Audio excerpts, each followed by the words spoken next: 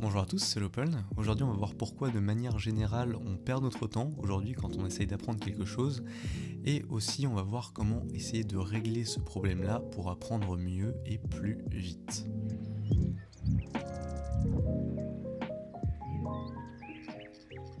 Internet, c'est vraiment un outil formidable pour tout un tas de choses, et notamment pour apprendre des trucs. Et quel que soit le domaine, aujourd'hui, tu peux apprendre n'importe quoi sur Internet. D'ailleurs, personnellement, je suis convaincu que bientôt, la quasi-totalité des cours et de l'apprentissage qui sera dispensé dans le monde, ce sera par le biais d'Internet. Déjà, aujourd'hui, on n'a plus forcément besoin d'autre chose, peut-être mis à part un peu de pratique, pour réussir à apprendre et être professionnel dans un domaine. C'est vrai, tous les jours, il y a des dizaines de milliers de tutoriels qui sont publiés sur YouTube, des dizaines de milliers de blogs qui parlent de tout et n'importe quoi, et des centaines de formations qui pullulent un peu partout. Pareil pour les livres, aujourd'hui tout le monde peut y avoir accès très facilement, soit en les achetant sur Amazon, soit en allant dans une bibliothèque, ou même des fois il y en a certains qui sont disponibles directement en ligne. En somme, l'accès au savoir, il n'a jamais été aussi simple qu'aujourd'hui, et ça c'est grâce à Internet. Mais malheureusement, Internet là-dessus c'est un peu un outil à double tranchant. Sur Internet, l'avantage formidable qu'on a, c'est qu'on peut très vite trouver l'information qui nous intéresse. On peut très vite avoir une réponse à nos questions. Sauf que ça, en fait, c'est aussi un inconvénient. Mettons que tu as un problème avec ta télé. Avant, quand tu voulais régler le problème tout seul, il fallait que tu ouvres un bouquin d'électronique sans trop savoir où aller. Il fallait que tu comprennes les mécanismes de la télé, il fallait que tu comprennes comment elle marche, comment elle fonctionne, comment elle a été conçue, avant de pouvoir régler le problème de par toi-même. En gros, pour chaque information que tu voulais avoir, tu apprenais tout un tas d'autres trucs qui étaient un peu inutiles pour résoudre ce problème-là en particulier, mais qui d'un autre côté te permettait de comprendre de manière plus globale le sujet qui t'intéressait. Et en plus de ça, ça te permettait d'être un peu plus professionnel, de pouvoir résoudre ce problème par toi-même par la suite. A l'inverse, aujourd'hui, si tu as un problème avec ta télé et que tu veux le régler seul, tu vas juste taper ton problème sur Google et des gens qui ont déjà compris vont te donner très spécifiquement la réponse que tu cherches. Alors oui, on perd en autonomie, mais d'un autre côté, ça nous fait gagner beaucoup de temps.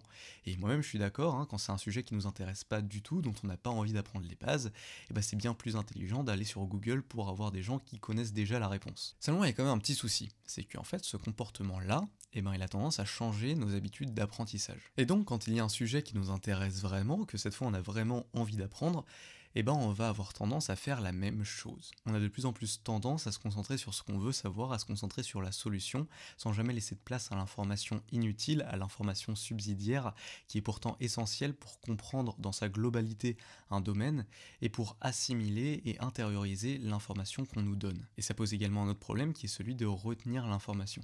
Aujourd'hui, on est bombardé d'informations tout le temps, et on a beaucoup de mal à retenir les choses qu'on apprend. Je vais vous donner un exemple. Vous décidez de manger sain et je vous demande de choisir entre ces deux livres. Donc le premier, c'est Food Rules de Seth Godin, 100 pages qui vont te dire comment manger, quoi manger et à peu près tout ce que tu as à savoir sur la nourriture de manière générale. Et le deuxième, c'est Warrior Diet de Ori Hofmaker, 300 pages pour te dire que c'est mieux de manger une fois par jour. C'est quel livre que tu vas choisir? Quel est le livre qui va te sembler être le plus intéressant à lire? Je crois pas l'avoir déjà dit sur la chaîne, mais moi mon boulot en ce moment c'est que je suis prestataire vidéo. En gros, je tourne et je monte des vidéos dans une boîte de production. Et cette boîte, elle est assez particulière parce que ses clients, c'est basiquement tous les blogueurs, tous les youtubeurs qui font des vidéos de développement personnel.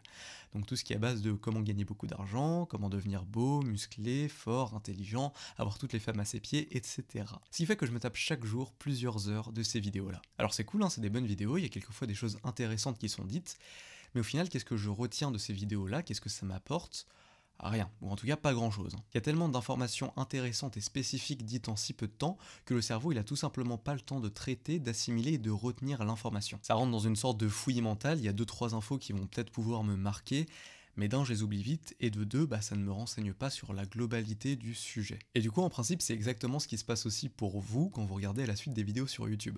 On a vraiment l'impression d'apprendre plein de trucs, mais au final, on retient rien du tout. En plus, bien souvent, comme la vidéo, elle ressemble un peu à toutes celles que tu viens de te taper juste avant, le cerveau, il a même pas conscience qu'il a à faire attention à cette vidéo-là en particulier. Je veux dire que si entre deux vidéos de Wonkill Studio, tu regardes les 5 clés à retenir pour devenir riche, déjà, c'est une chance si t'as retenu que t'avais regardé cette vidéo-là. Mais alors pour te souvenir du contenu, c'est juste mort. Alors maintenant que j'ai dit ça, Food Rules ou Warrior Diet? Bien évidemment, Warrior Diet, et pour plusieurs raisons. Alors évidemment, il y a beaucoup plus d'informations pratiques dans Food Rules. Je veux dire, le livre il fait 100 pages, donc tu vas probablement tout lire en 2-3 heures, mais le problème c'est que tu ne vas rien retenir. Il Il y a à peu près 60 règles dans le livre, moins d'une page par règle, c'est impossible de tout retenir. Alors certes, tu vas savoir à peu près tout ce qu'il faut faire pour manger sain, mais en fait tu vas le savoir que pendant une très courte période, et qu'est-ce que tu vas appliquer? Bah rien du tout. Je veux dire, c'est totalement impossible. Les seules choses que tu vas appliquer, c'est les choses que tu savais déjà. A l'inverse, pour Word Edge, je peux te dire à peu près tout ce que tu as à retenir du livre en moins de 5 secondes. C'est mieux de manger seulement une fois par jour parce que c'est meilleur pour la santé. Mais si je te le dis comme ça, crois-moi que même si tu trouves ça intéressant, même si tu te dis waouh, il faut trop que je le fasse, eh bien en fait tu vas pas le retenir. Aujourd'hui on est bombardé d'informations tout le temps, après cette vidéo là tu vas en regarder une autre, et encore une autre, et au final tu as de grandes chances de l'oublier et de ne pas la retenir. Mais voilà, seulement là, tu as 300 pages. 300 pages pour te dire une chose. Manger une fois par jour, c'est bien. Manger une fois par jour, c'est bien.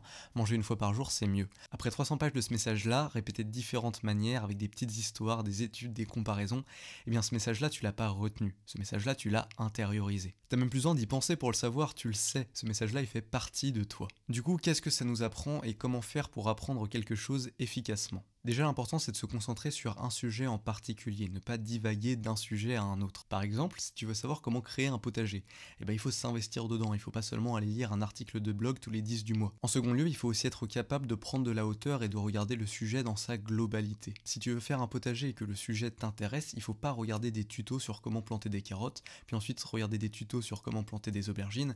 Non, ça c'est ce que ferait quelqu'un qui ne s'intéresse pas au sujet. Renseigne-toi sur la globalité. Pourquoi est-ce qu'une plante pousse? Quels sont les composants de la terre? Quelles sont les réactions chimiques qui se produisent? Et comment se fait la photosynthèse? Alors oui, t'as peut-être pas besoin de toutes ces informations-là pour faire pousser des carottes, mais en fait c'est le plus important. Il faut absolument laisser venir, voire même rechercher les informations qui semblent inutiles autour d'un sujet. Simplement parce que ces informations qui semblent inutiles, en fait elles ne le sont pas. Ce sont elles qui donnent une réelle maîtrise, ce sont elles qui font comprendre le sujet dans sa globalité. Elles sont essentielles. N'ayez pas peur de perdre du temps en faisant ça, au contraire vous en gagnez. Mais du coup, comment faire pour trouver ces informations? Aujourd'hui, il y a des milliers de chaînes YouTube, des milliers de blogs, etc.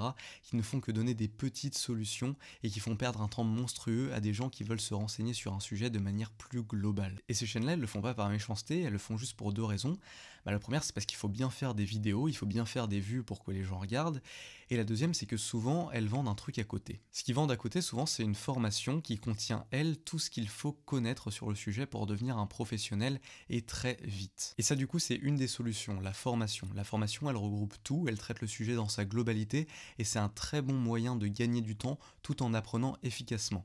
Seulement, c'est parfois un peu cher. Donc si on n'a pas d'argent à dépenser, il existe une autre solution, la solution d'Internet tout simplement. On peut tout trouver sur Internet, l'information elle est là, mais c'est très difficile de ne pas se faire rediriger vers des solutions toutes faites, d'avoir une globalité, une réelle réflexion sur le sujet. En fait, en apprenant sur Internet de cette façon, vous travaillez, vous faites un réel travail d'investigation.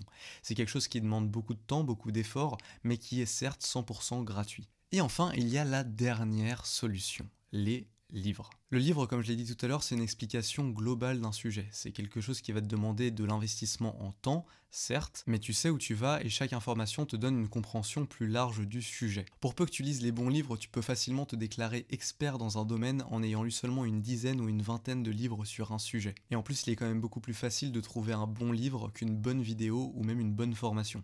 Et c'est pour moi la méthode la meilleure pour apprendre quelque chose en partant de rien. C'est pour ça que sur cette chaîne, je résume des livres. Déjà parce que c'est beaucoup plus structuré et complet que d'autres médias, mais en plus de ça parce que c'est le meilleur moyen de vous donner envie de lire ces livres et pour que l'information reste dans votre esprit. Personnellement, j'essaye de bosser le fond comme la forme dans mes épisodes et j'en sors pas trop pour pas qu'on les oublie ultra facilement. Mais dans l'idée, regarder des vidéos, ça vous servira que si vous appliquez directement ce que vous entendez et que vous cherchez à approfondir le sujet. Les chaînes de développement personnel peuvent donner de bons conseils, de la motivation et une bonne introduction au sujet, mais elles ne feront jamais un tour assez complet pour qu'on puisse retenir leur message en une seule vidéo. En fait, je dis ça, mais pour les youtubeurs que vous regardez, il y a un avantage caché qui est sans doute le plus important de tous.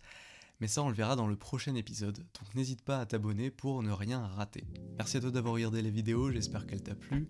Donc la vidéo d'aujourd'hui, c'était pas un résumé de livre, c'était juste un sujet dont j'avais très envie de parler. Si ce genre de format vous plaît, tant mieux, parce que je compte en refaire d'autres. Donc voilà, si t'as apprécié la vidéo, n'hésite pas à mettre un pouce bleu, à t'abonner et à mettre des commentaires. Et voilà, ça sera à peu près tout pour cette vidéo là. Je te remercie et je te dis à la semaine prochaine pour une nouvelle vidéo.